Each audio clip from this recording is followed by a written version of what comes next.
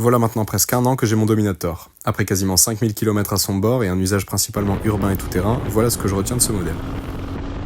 Commençons par les présentations. Ce mono de 650 cm3 développant 46 chevaux pour un poids tout plein fait de 168 kg est arrangé dans la catégorie des trails simples et efficaces des années 90, aux côtés des mythiques Ténéré, DR et autres Africa Twin. Bien que carénée, la moto garde un esprit tout-terrain, sabot moteur, échappement haut, route 21 à l'avant, repose-pied dans le loup et une fourche à grand débattement. Son gabarit et sa conception en font un trail vif, maniable et surtout, qualité Honda oblige, fiable.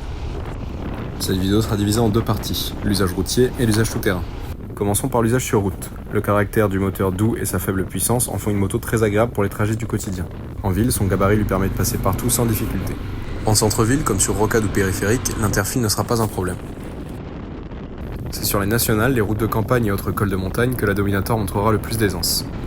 Son châssis ultra facile sera vous emmener avec douceur dans les courbes pour en ressortir avec une fluidité déconcertante. Un vrai plaisir pour la balade, cependant le manque de confort et de protection se feront ressentir après une journée de roulage. Sur autoroute, vieux mono oblige, on se contentera d'un 110-120 pour ne pas faire souffrir le moteur et le pilote. Passons à l'usage en tout-terrain, parce que si on achète un trail, c'est quand même surtout pour l'amener dans les chemins. Eh bien c'est un régal. Son poids réduit, la répartition des masses en font un véritable vélo. C'est facile, c'est joueur, on prend un malin plaisir à l'emmener sur tout type de terrain. La terre, la caillasse, le sable et la boue, rien ne semble pouvoir l'arrêter. On ne se fait jamais peur, pourtant adepte des chutes, je ne lui ai toujours pas fait goûter le sol. Dans les parties techniques ou à faible allure, elle se dirige où le regard se porte.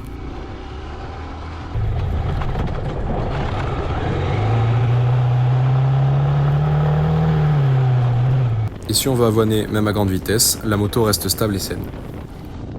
Même sur une sortie de plusieurs jours dans les pistes de montagne espagnoles, je n'ai jamais eu de mauvaise surprise.